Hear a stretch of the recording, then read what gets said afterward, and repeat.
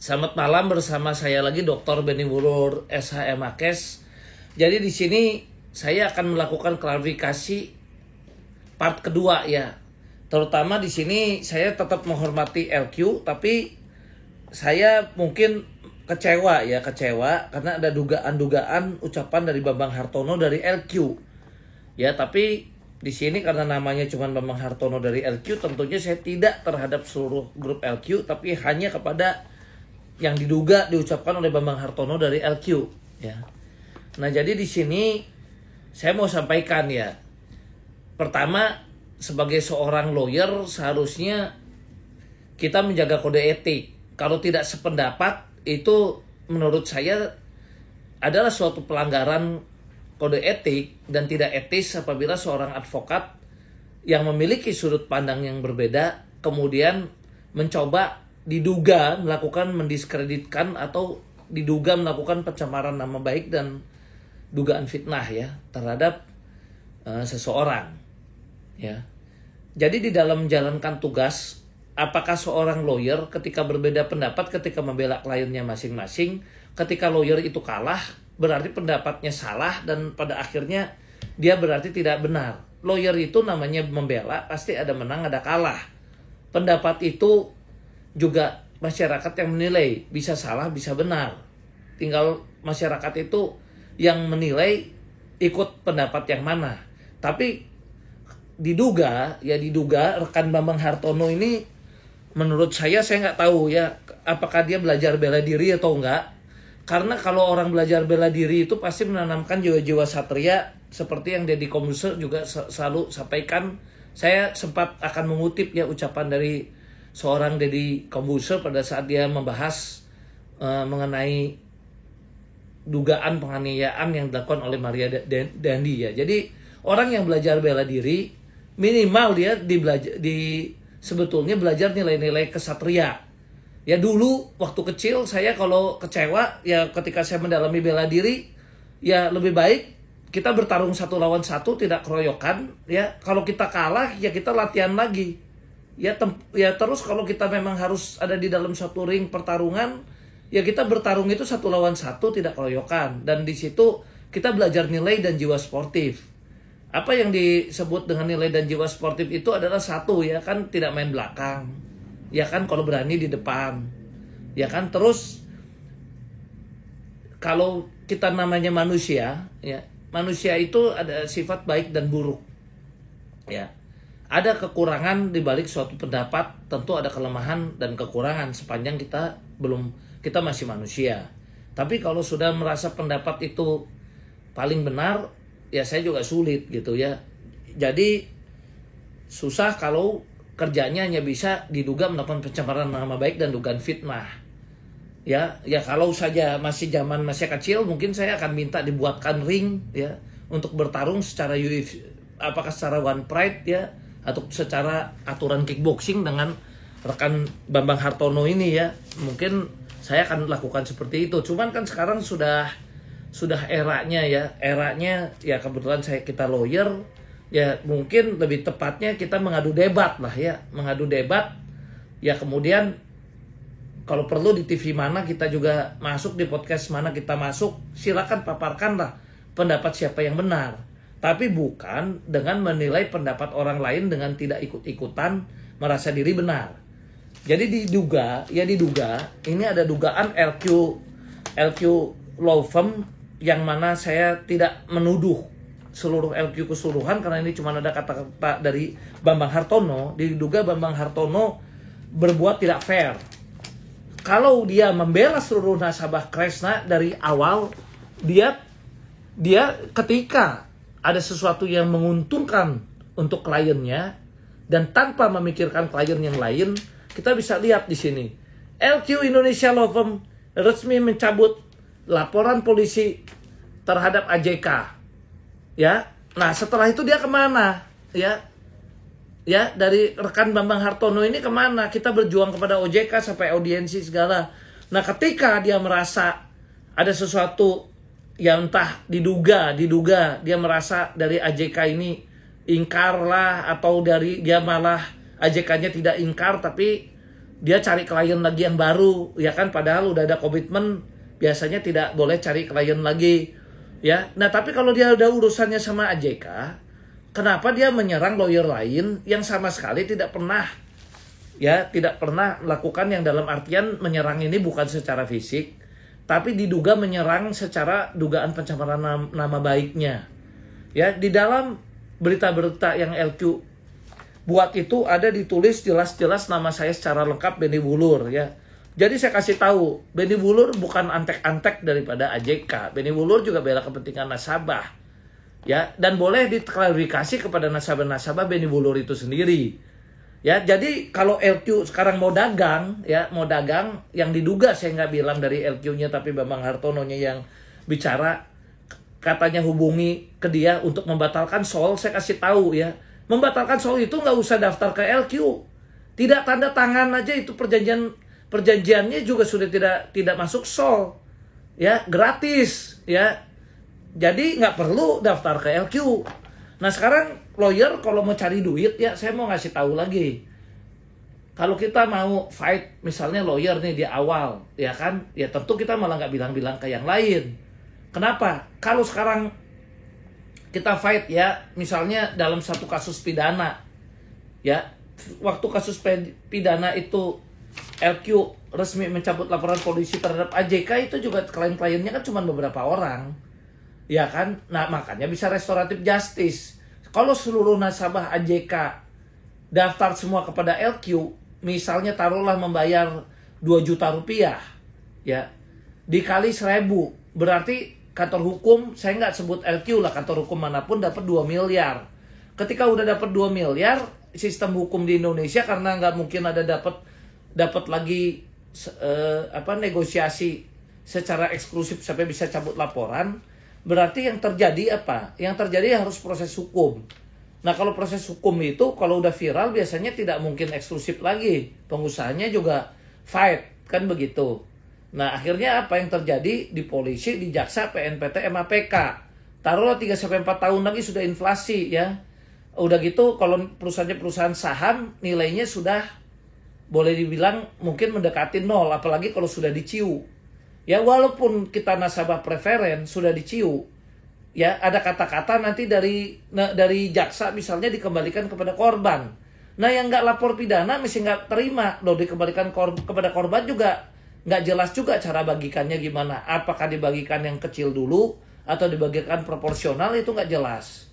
Sebelum aset itu dilelang, nasabah-nasabah Kresna yang lain nih misalnya melihat seperti itu, wah, kok dikembalikan kepada korban. Saya merasa juga sebagai pemegang polis punya hak. Apakah boleh nggak daripada nasabah ini melakukan gugatan perdata juga untuk men-challenge kata-kata yang dari jaksa itu, ya, untuk minta memblokir segala macam aset-aset itu dan sebagainya. Perang lagi itu 3 tahun.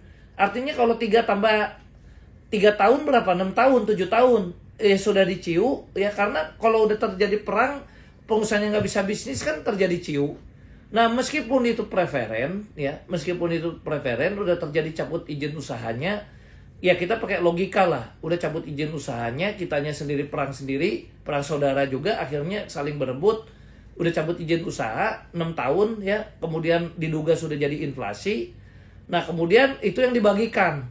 Nah, ketika nasabah menjerit nih kepada si kantor hukum yang ngebelain, loh, ini gimana ya? Udah saham tinggal udah diciu, udah mendekati 0, kita nggak dapat apa-apa. Memang pengusahanya kebetulan misalnya taruhlah dihukum, ya, apakah dihukum 14 tahun, 15 tahun, karena kan kalau pengusaha dihukum pun udah nggak mungkin bayar lagi, udah ciu kan.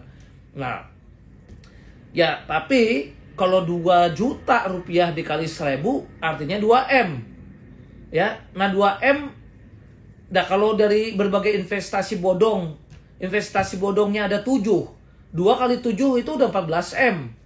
Ya, kalau memang akhirnya juga ada yang goal 10%, ya taruhlah dikasih aset yang nilainya, taruhlah asetnya cuman senilai, kalau dihitung-hitung 35%-nya lah, hilang 65%. Ya, dapat 10%-nya. Nah, dari itulah tambahannya. Ya, yang untung kemana-mana memang kantor hukumnya. Nah, saya sendiri kantor hukum kok buka, karena saya mau fair. Ya, itu sebab dari saya tidak mengojok-ngojok. ya mengojok-ngojok bahwa klien saya udah puas dengan klien saya, misalnya udah kasih saya misalnya success fee X%. Ya, kemudian ada klien lagi yang saya tahu ya, walaupun dia tidak jadi klien saya, tapi kalau kita sekarang bersinergi dan bersatu, atau kita bersama-sama dengan pengacara lainnya, kita bersatu sama-sama membuat seluruh nasabah ini dibayar, ya walaupun yang lainnya tidak jadi klien saya dan saya tidak dapat uang operasional sebesar itu, tapi terjadi pembayaran dan kita mendapatkan success fee, saya ingin tertawa senangnya bersama nasabah saya. Ya, tapi kalau saya cuma dapat duit operasional nilainya sebesar misalnya 2 juta kali 1000, jadi dapatnya 2 miliar, tapi kemudian nggak mendapatkan success fee-nya, dan memang itu direlakan saja, success fee pun nggak dapat, nggak apa-apa sih, tapi nasabah nggak dapat apa-apa, nasabah menangis, saya ikut sedih. Kenapa? Ya cuma kantor hukum dapat, tapi kan takutnya ya kliennya juga kecewa sama kita, karena tindakan kita berarti menjadikan dia rugi juga, karena menang jadi arang kalah jadi abu, karena sistem hukum di Indonesia yang lama. Ya saya udah jelaskan, di kepolisian itu makan waktu ya, untuk kita lapor aja untuk jadi tersangka, untuk naik itu makan waktu cukup lama, taruhlah 2 tahun, 3 tahun. Kemudian naik di jaksa harus sidang, ya naik di jaksa sidang, kemudian naik lagi ke jadi sidang di PN, habis itu ke PT, ke MMA, ke PK. Ya kalau perusahaannya berbentuk aset hotel dan sebagainya, itu mesti ada harga lah ya, bangunan naik. Tapi kalau bentuknya saham, itu juga sulit. Itu yang saya bilang berat. Ya contoh Wana Arta sekarang. Ya kenapa Pak Benny, tapi yang Wana Arta juga menganjurkan fight dan perang. Wana Arta saya nggak ada pilihan. Pengusahanya itu sampai sekarang nggak pernah zoom, nggak pernah bisa diajak bicara, nggak bisa negosiasi. Ya lebih baik daripada uang kita diduga dibawa lari begitu dan nggak ada pengembalian, ya lebih baik kita perang dong. Biarin aja menang jadi arang kalah jadi abu, paling nggak ada yang kita bisa perjuangkan dan kita bisa dapat. Ya tapi targetnya adalah ya jelas untuk mencari aset-aset itu untuk nasabah kita, kan begitu. Tapi kalau untuk AJK, di mana pengusahanya sudah bilang dia setuju dengan skema dan siap untuk bayar, dan saya akan kasih tahu, saya tidak menyesatkan seperti yang dituduh katanya siasat licik dan didukung oleh Benny Wulur. Saya tidak lakukan seperti itu. Ya. Saya akan terangin dan saya buka sejelas-jelasnya di sini. Sol sangat lemah, betul. Ya, saya akui apa yang LQ udah jelasin itu pun saya jelaskan sama klien saya. Kalau kreditur preferen, ya kreditur preferen itu, ya dalam hal ini Bambang ya, saya tidak, sekali lagi tidak terhadap seluruh personil LQ, karena saya berdasarkan fakta memang yang bicara hanya Bambang Hartono, kan begitu. Ya, yang diduga pengecut, ya saya kasih tahu lagi, diduga pengecut, tidak berani berhadapan dengan saya langsung, nggak berani ketemu, hanya bisanya tiba-tiba menuduh dan ada dugaan pencemaran nama baik, fitnah. Itu aja yang saya mau kasih tahu. Saya seorang lawyer itu menurut saya seharusnya berjiwa satria. Ya kalau mau ya jangan saling menjatuhkan, saling menjelekkan. Saya juga tidak mau bilang seluruh pendapat LQ itu jelek. Enggak. Masyarakatlah yang menilai. Apakah pendapat saya yang betul atau pendapat rekan Bambang Hartono yang betul. Biarkan masyarakat menilai, tapi tidak boleh menjudge. Wah pendapat si ini jelek, pendapat si ini bagus, yang ini menjerumuskan. Dari mana menilainya kalau nggak pernah ditanya kliennya, nggak pernah lihat proses zoomnya, hadir di zoom pun nggak pernah datang di OJK-nya juga lihat perdebatannya sampai seperti apa, langsung ada dugaan tuduhan pencemaran nama baik dan fitnah. Itu bukan seperti itu ya.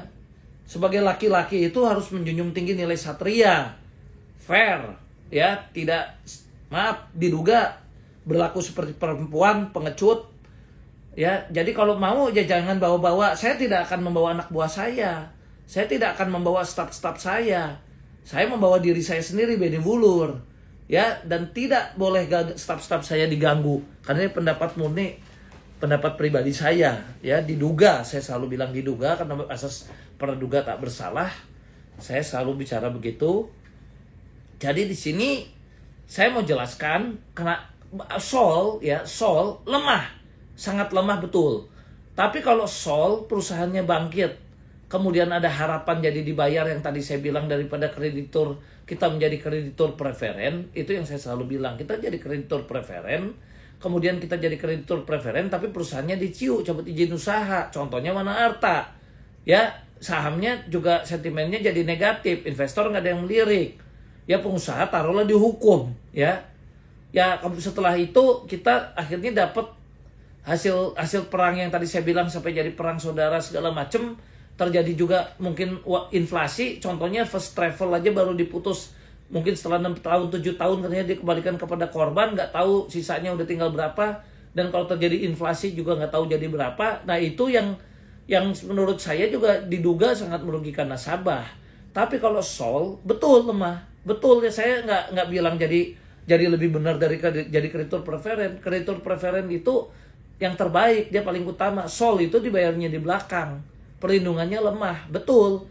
Tapi paling tidak kalau kita diciu, tapi kita kreditur preferen nggak dapat apa-apa, ya karena sentimen pasar negatif dan itu dibagikan serta sudah sering terjadi inflasi, apa yang mau kita dapatkan? Kan begitu, ya kan?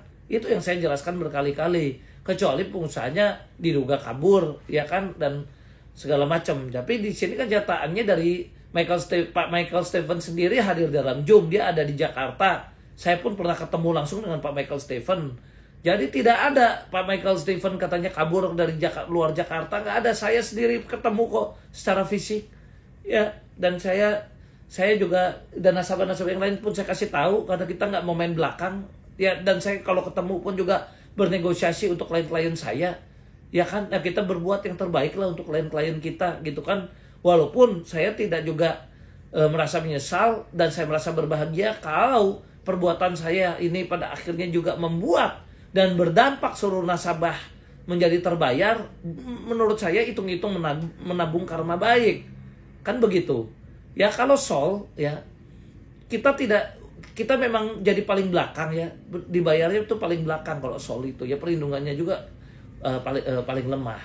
Tapi kalau Sol pengusahanya juga udah bisa jalan karena sentimen pasar udah jadi positif, kemudian saham-sahamnya semua naik, ya ada harapan, maka taruhlah kita nggak bisa muluk-muluk tidak terbayar 100%, tapi minimal diduga tidak akan dapat sendal jepit seperti yang digembar-gemborkan oleh nasabah Wana Arta akibat diciu, ya. Nah inilah yang kami sayangkan.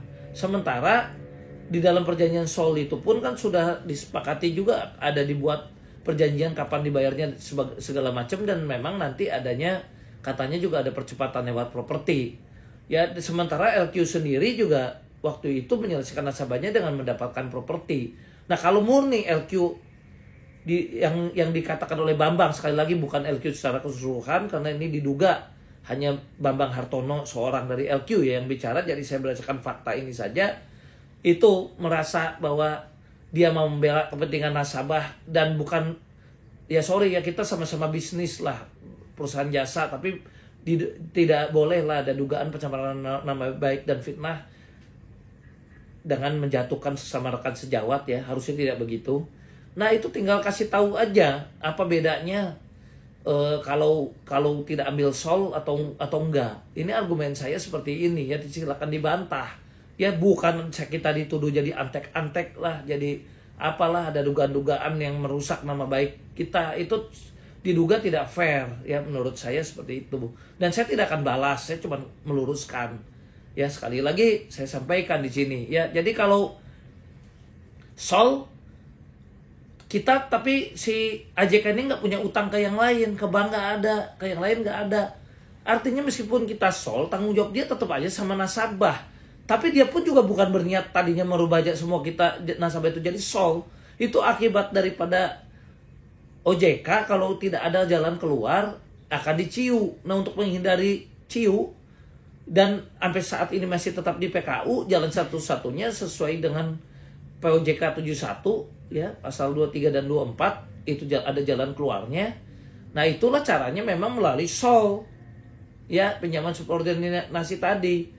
Ya, yang mana itu ada harapan supaya RBC-nya menjadi positif dan memenuhi syarat, taruhlah menjadi positif 120% lagi, dan di situ AJK menjadi terlihat seksi lagi dan kemudian dia bisa mulai berjualan lagi, disitulah dia bisa bayar. Tapi kalau sekarang dipidanain ya, dan saya taruhlah sekarang berteriak-teriak ya, mari kita pidanakan saja, kemudian kita demo, masukin berbagai koran, masukin TV, kemudian mungkin saya maki-maki ya yang saya tidak mau lakukan ya diduga melakukan pencemaran nama baik terhadap yang berlaku oknum. Di LQ saja saya tidak mau sebut seluruh. Kenapa? Ya sekarang faktanya di koran dugaan pencemaran baik itu dilakukan hanya oleh seorang Bambang Hartono, yang nggak bisa kita generalisasi dengan seluruh LQ-nya. Nah begitu juga kalau ada satu polisi atau satu jaksa atau dua jaksa diduga ada oknum yang kita lihat nggak betul, ya oknum itulah menurut saya yang diduga nggak betulnya, bukan seluruh institusinya. Institusinya itu yang harus kita benahi dengan suatu sistem. Gimana caranya supaya jadi baik dengan bahasa yang santun, tidak melukai harkat dan tidak melukai orang lain, tidak melukai orang yang tidak berbuat. Ya karena profesi advokat adalah officium nobile ya, jadi kita harus betul-betul menjaga dan menjunjung tinggi ucapan kita, cara bicara kita, etika kita. Itu kan waktu kita mau ujian juga ada ujian kode etik advokat, kita juga selain pengetahuan kita soal hukum. Ya, nah itu kalau saya nggak tahu ya, saya dididik begitu ya, dan saya anggota Pradi serta AAI dididik seperti itu. Tentu saya tidak mau membuat malu organisasi saya, kan begitu. Dengan menjunjung tinggi etika beracara yang baik, dengan menjaga ucapan kita, menunjukkan bahwa kita memang profesi kita yang betul-betul terhormat untuk membela masyarakat ya, dan betul-betul membela pada suatu keadilan dan memiliki suatu pendapat yang tidak boleh menurut saya mendiskreditkan atau mencemarkan atau diduga mencemarkan nama baik sesama rekan sejawat. Kalau berbeda boleh. Ya kalau perlu ya marilah kita mengadu debat, kita adu argumen dengan data-data dan fakta. Apa untungnya kalau menempuh jalan ini? Apa ruginya menempuh jalan ini? Itulah yang harus dilakukan. Bukan menjudge suatu pendapat orang lain salah, pendapat kita paling benar. Itu biar masyarakat yang menilai mana yang benar dan mana yang salah ya. Nah jadi sekali lagi kalau menurut saya ya, kalau Sol, kenapa itu saya bilang merupakan jalan yang terbaik? Ya, karena itu adalah yang terbaik dari yang terburuk ya. Jadi saya udah kasih tahu juga kepada para nasabah tentang jeleknya Sol. Jadi bukan saya menggiring harus Sol, enggak. Saya kasih tahu, dan saya kasih tahu kalau mau batal Sol sekarang pun belum Sol. Tidak perlu daftar sampai harus daftar begitu ke LQ dan segala macam ya, nggak perlu. Dengan tidak tanda tangan Sol, tidak tanda tangan perjanjiannya saja sudah tidak jadi Sol. Itu caranya, dan nasihat ini gratis, gak usah bayar. Ya saya udah kasih tahu caranya untuk batal Sol gitu. Artinya apa? Saya bukan mau membisnis cari duit operasional, saya mengharapkan justru AJK bayar, saya dapat satu success fee ya. Jadi makanya saya kasih nasihat di sini ya. Jadi nggak perlu kalau mau batal Sol itu mesti daftar sama saya, itu nggak usah begitu ya, gratis. Saya kasih nasihat gratis saja itu. Kenapa? Karena Benny Wulur di sini mau cari kebahagiaan para nasabahnya. Kalau nasabahnya dibayar, success fee-nya Benny Wulur turun. Nasabahnya nggak dibayar, Benny Wulur juga nggak dapet ya. Karena perjanjian saya dengan nasabah yang untuk saat ini adalah rata-rata memang success fee yang nilainya pun nggak terlalu besar ya, karena saya juga iba di sini, ada lansia ya, ada yang sakit ya, yang nasabah-nasabah yang nggak mampu, yang sakit pun ada yang saya bantu juga. Saya nggak sebut yang mana, kita bantu Prodeo pun saya ikhlas. Kenapa? Saya iba, saya kesian memang dengan orang-orang yang sekarang udah tua begitu, untuk jangankan bayar operasional, masa gara-gara dia nggak bisa bayar operasional jadi nggak bisa ada yang membela dan ngasih nasihat ke dia. Nah kalau memang dia sakit, dia susah, saya juga pernah susah ya. Kalau saya pernah susah, pernah ngerasain ditolong, tentu saya juga ingin berbuat hukum alam. Saya juga ingin menolong orang-orang yang susah ya, yang sakit dan yang apa. Kalau bisa saya tolong, kenapa tidak? Toh nasabah yang mampu sudah rela juga bayar saya dengan ada perjanjian success fee-nya yang jelas dengan saya juga begitu kan. Tapi kan prinsip saya apa? Ya kalau saya sekarang menjurumuskan terhadap nasabah-nasabah saya supaya jadi gigit jari atau nggak dapat apa-apa, itu kan sama saja merugikan nama baik saya sendiri. Nasabah tidak percaya lagi sama saya ya, kemudian saya juga nggak jadi dapat success fee-nya. Saya memang ngambil, tapi kok Pak Benny ngambil nyaranin ke Sol, kan Sol memperlemah. Nasabah yang tadinya udah kuat kreditur preference, sekarang jadi Sol, jadi paling belakang itu dibayar. Kok ngejerumusin? Itu bukan ngejerumusin, saya kasih pilihan. Ya pilihannya kita terus perang dengan AJK dan AJK diciu dan sebagainya, sentimen pasar negatif, akhirnya kita nggak dibayar, atau kalau kita perang juga 3-5 tahun, karena eksekusi itu baru harus bisa dilakukan setelah 3-5 tahun, itu pun yang nggak puas bisa lagi bikin gugatan perdata dan menjadi konflik lagi yang baru, dan itu makan waktu lagi, PNPT MHPK 3 tahun lagi jadi 6 tahun, dan belum tentu dapat. Sementara ini ada harapan, udah langsung dicicil meskipun tidak terbayar 100%, tapi daripada nol, tapi mungkin ada harapan, apakah 30%, apakah 50%, ya kan, syukur-syukur bisa 100%, minimal tidak jong. Itu sebabnya saya usulkan Sol. Nah, untuk rekan Bambang Hartono, sekali lagi saya tunggu Anda untuk bicara langsung dengan saya. Kalau kita mau adu argumenlah secara jantan dan secara laki-laki. Kalau kita mau debat, kita mau ngadu ilmu hukum kita untuk bicara mana yang baik dan yang benar, tidak saling menjatuhkan. Saya tidak pernah menjudge pendapat saya atau rekan Bambang Hartono yang benar dan yang baik, atau yang salah, atau yang tidak betul. Silakan masyarakat menilai, dan di dalam melakukan suatu pembelaan tentu harus digunakan satu ketulusan, ya, satu ketulusan, dan mana ini pun juga bisa ditanyakan juga dengan orang-orang lain yang juga kita bisa lihat, ya. Di sini ada pengamat asuransi juga, contohnya Irfan Raharjo, itu pun sependapat sama saya juga untuk mengambil langkah-langkah yang terbaik dari yang terburuk demi menyelamatkan, ya, dua-duanya win-win solution. AJK-nya selamat, nasabahnya selamat. Jangan jadi menang jadi arang, kalah jadi abu. Menang jadi arang dan kalah jadi abu itu harus dilakukan hanya terhadap pengusaha yang memang jelas-jelas diduga tidak mau bayar. Ya, seperti saya setuju kayak Oso Mahkota itu diduga pengusahanya memang nggak mau bayar, ya itu saya akan fight all out, ya karena memang nggak diduga nggak mau ada pembayaran, nggak ada itikat baik. Ya, Wana Arta juga sama, diduga nggak ada itikat baik, nggak ada pembayaran, kita fight all out. Tapi yang bisa dinego, bisa win-win solution, ya kita win-win solution. Terbukti LQ pun juga banyak ambil langkah itu. Kalau dia memang langkahnya tidak seperti itu, nggak mungkin ini ada berita LQ Indonesia Law Firm resmi mencabut laporan polisi terhadap AJK. Ya kalau dia pikirkan seluruh nasabah, jalanin dulu dong laporan polisinya, jangan dicabut. Lah karena udah nasabahnya deal tanpa memikirkan nasabahnya, diduga tanpa memikirkan nasabah yang lain, kan dia cabut. Begitu. Tapi jangan suatu pendapat, ya, kemudian digiring dan diduga untuk merugikan juga nasabah, diduga merugikan nasabah yang lainnya. Ya kalau saya mencoba cari jalan keluar, menguntungkan nasabah saya, tapi kalau bisa tidak merugikan nasabah yang lainnya juga. Kalau bisa, ya, masalah nasabah kita lebih untung dibanding dari nasabah yang lain, itu oke lah. Tapi jangan sampai nasabah kita lebih untung tapi nasabah yang lain itu tidak terbayar. Bukan begitu. Yang kita coba cari solusi adalah kalau bisa seluruh nasabah ini selamat. Ya, terutama yang lansia dan yang sakit ini selamat dan dapat tertolong. Ya, jadi itu yang mau saya sampaikan, ya.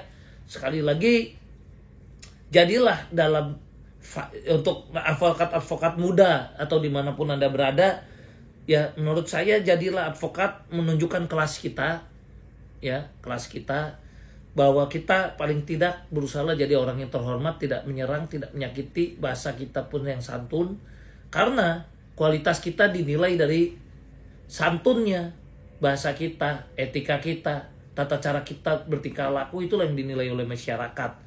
Ya, dan saya pun jangan segan-segan dikritik, saya tidak anti kritik. Saya siap adu argumen untuk adu data juga kalau ada pendapat saya yang salah.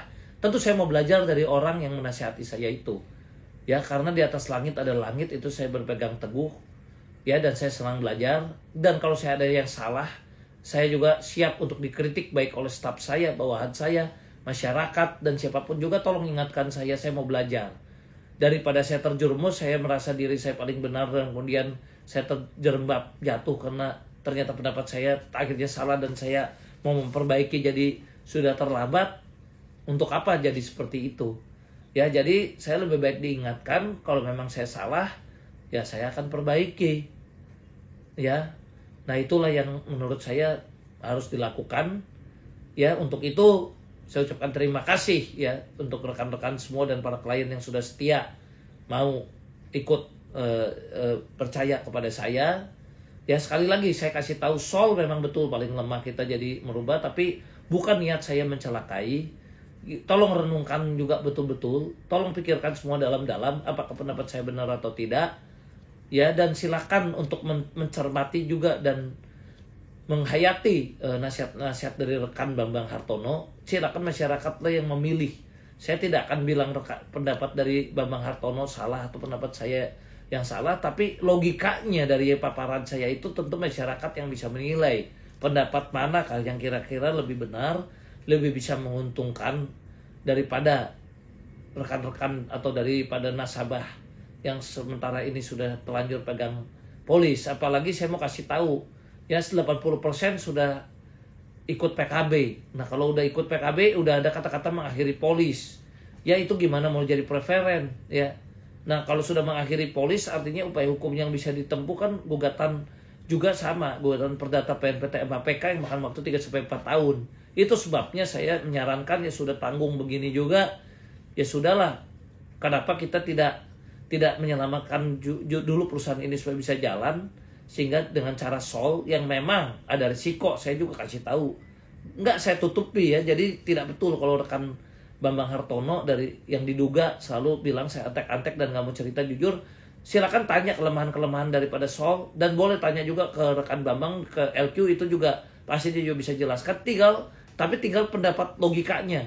Apakah mau tetap preferen kemudian dicabut tapi kemudian itu jadi 0, ya mendekati 0 karena sentimen pasar negatif dan pengusahanya pun kalau perang dan sebagainya, saya udah kasih tahu perang itu PNPT MAPK perlu biaya juga, ya. Sementara kalau ini terjadi perdamaian, Sol kemudian AJK-nya ada harapan bayar, meskipun belum tentu 100%, kita juga harus bicara fair-fairan ya.